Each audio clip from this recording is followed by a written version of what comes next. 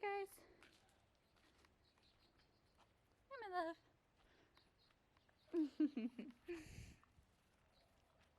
She's sweet. She's thinking about playing with him like she's about to play with him. Hey cutie. She likes it when you scratch her booty just like this.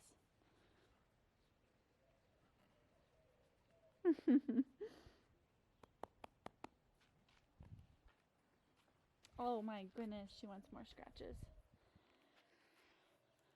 You like that, Evie? You say, I'm so itchy because I'm losing all my winter hair. Look at this. She sheds so much this time of year. All that winter hair is coming off. All that winter hair. Borzoi do shed a ton, but that's okay.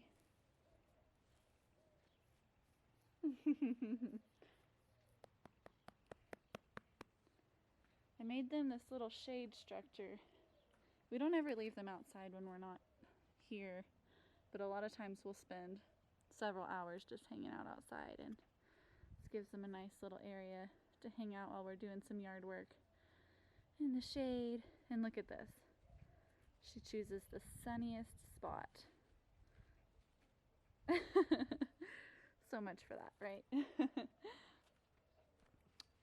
Evie, you're not gonna get hot? See, it looks like it's 80 is what it's saying out here. It feels hot because we're used to the cooler weather, start of spring, but it's not too bad. Alright, girls. The girls are smart. Look at them getting in the shade of this quince bush. And we have another one in the shade of the rosemary over there. Yeah, chickens don't like hot weather. And neither do borzoi, but sometimes it's nice to get a good sunbathe in, right, Evie? Evie really thrives in cold weather. If it's below 60, she's just non-stop energy. And if it's above 75, she usually just wants to sit in the air conditioning. But you're also a sunbather, aren't you? That's right. So everything in the garden's doing okay. It's doing pretty good. I'm going to tell you all about this in our next garden video. I ended up pulling up my carrots. Put some new stuff down. But I was really worried actually because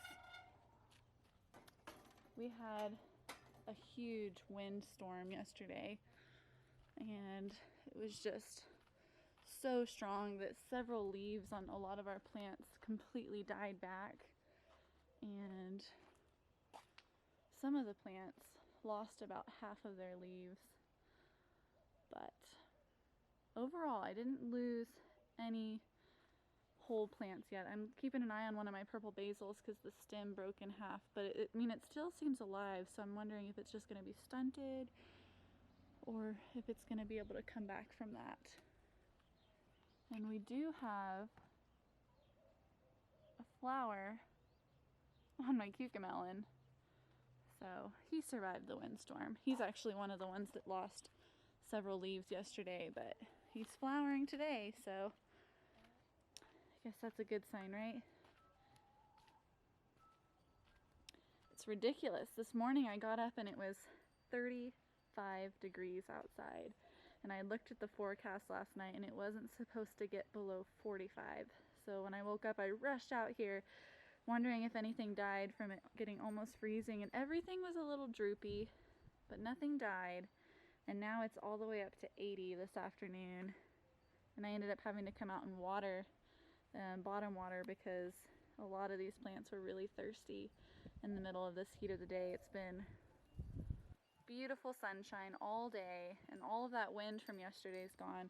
It actually knocked over this tomato cage that I'm using as a bird guard for my okra, and I had to stake the cage down with some twigs, and it still flew over. So that's how much wind we were having yesterday. It had fallen on top of my Jardel pumpkin, and I thought it crushed it, but it was fine. So I'll talk to y'all more about how these plants are doing in our next weekly video, but Man, it was so weird. That windstorm yesterday, I felt like the gusts were just so incredibly strong. I had some wind chimes that fell off of the trees and just lots of broken branches. We ended up having to keep the girls in the run most of the day yesterday because they were just getting blown around the yard. We're getting lots of honeysuckle flowers. Every one of these little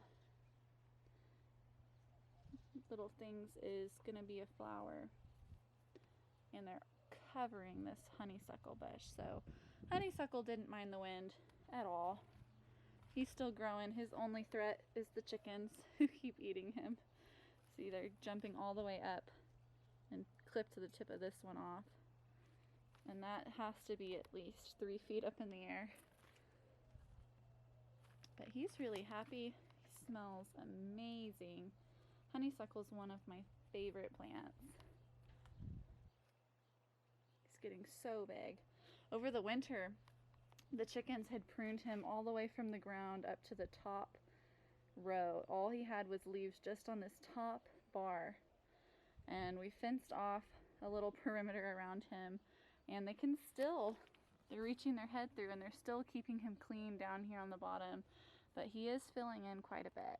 He's doing pretty good. Look at all those flowers. Those chickens are going to eat them. And we're trying to grow him on the top of their little barn hay shed just to kind of reduce the temperature, because that shed gets so hot in the middle of the day with how it reflects on that galvanized metal. So I'm trying to cover it with some random stuff to reduce the heat, to kind of make the plant want to come and crawl up here. And once it really establishes on the top of this, I'm going to remove all of this stuff that's covering the metal once it gets covered with plant. But come on, guy, we need you to grow. I'm hoping the chickens chewing on the other side of him will make him want to come this way, because there's nothing eating him over here. But he doesn't really want to crawl on this hot metal.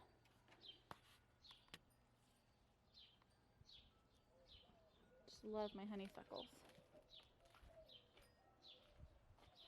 We have gotten, I think, 7 eggs today. Right, Odette? Let me see if they've laid any more. We've been getting them in 2s all day today. I'm opening it up, girls. So that's a fake egg. And that's a fake egg. So maybe 7 will be what we get, because it's 4 o'clock. That's kind of late in the day for them to be laying. They're usually done by 2. Look, it knocked all my solo cups off the table. We lost a tree branch on this tree. And I have several more that look like they want to come down. There's another one up there that's just dangling. Makes me nervous. Don't have a ladder big enough. Look at Miss Yasha. You're waiting out the day in the shade. You don't have to come out. I know it's hot. You're gonna get in the shade of my hat. Hey, honey. Thank you for saying hi to me. You just thought I had some treats, huh? Yeah, these girls are smart. And then there's Evie, right in the middle of the sunshine. Y'all having a good afternoon? Y'all cuddling? You staying nice and cool in the shade? Oh my goodness, Dua. You cannot bite my camera. You cannot bite it.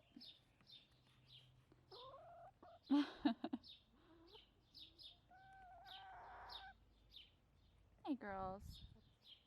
No, Dua. I do not want you biting my camera. She's just the most curious little chicken. You have a dog hair in your nose. Did you know that? Let's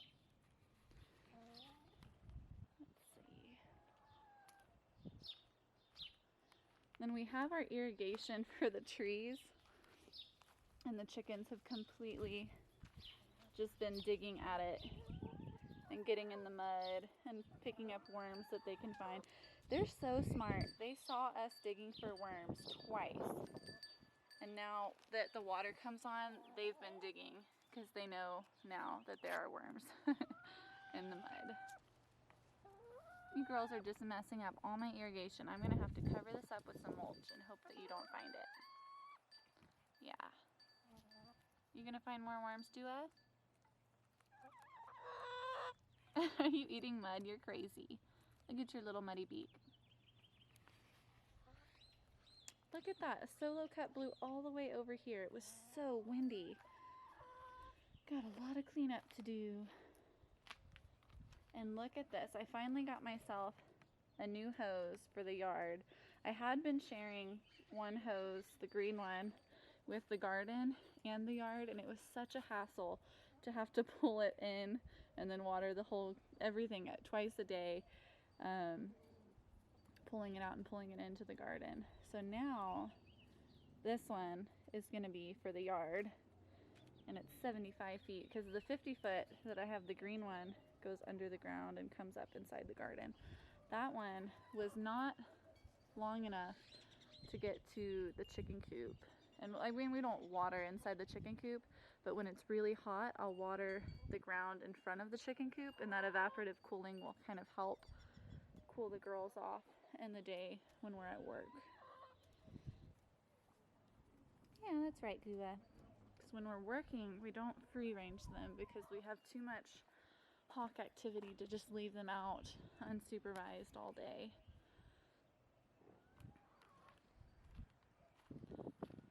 And on a nice day like today, let's see, whenever we are gone, if they have to be stuck inside the run, we do have a nice shade cloth on one side. They have the tarp, and the back half always stays shaded, but there are parts of the day where the sun kind of gets in the middle, and when that's the case, I have an umbrella that I put in here, and it shades that whole half, and then this one shades the other half, that burlap material.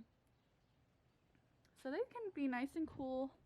We are thinking about putting some kind of like structure where we can just kind of cover this whole area. And this area, it's a 15 foot by I think 16 foot.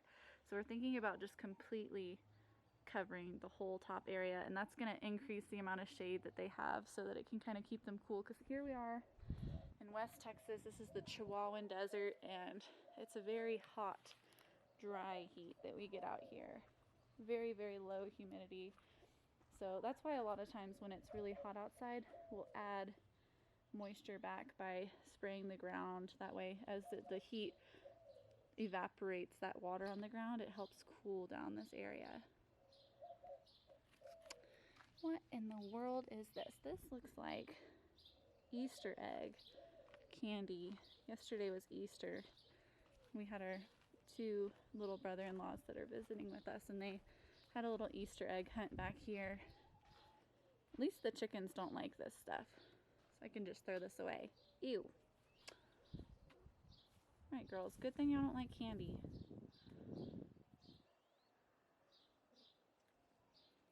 They're like, we'd much prefer to forage for some worms. Doing such a good job getting a lot of little grubs. We have a ton of grubs that are in our property, and I love that the girls are eating them because I know grubs are not good for the garden. Now we'll fight you guys for the worms. Or they'll fight us for the worms whenever we're digging for the worms. It's literally first come, first serve, and a lot of times they beat us and they'll run over and take the worm out of our hand before I can get it in the cup that we're going to put them in the garden.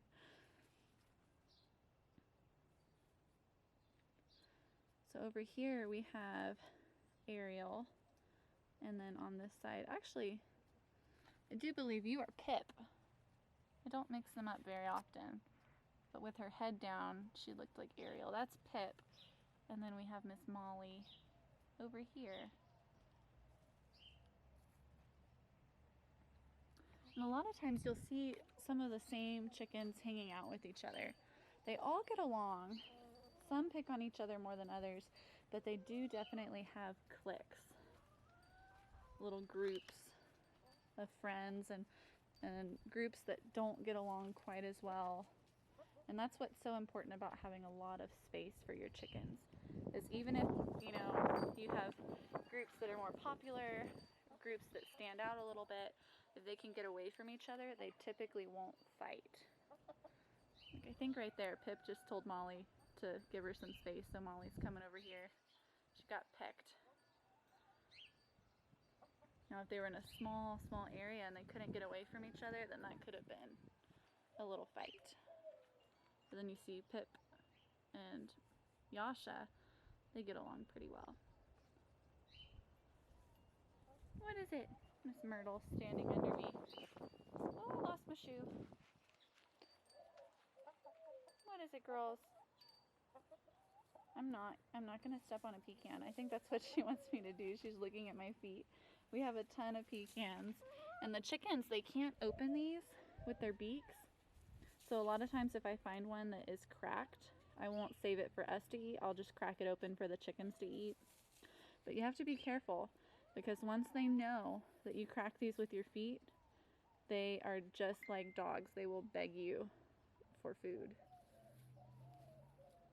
And so they will just completely follow you around, asking you for more pecans, like Miss Odette's doing right here. But I haven't given them any today, so let me crack it for you. See, she thinks I cracked it. I'll crack it open, and then they'll all run over and eat the inside. I don't think there's enough for all of you girls.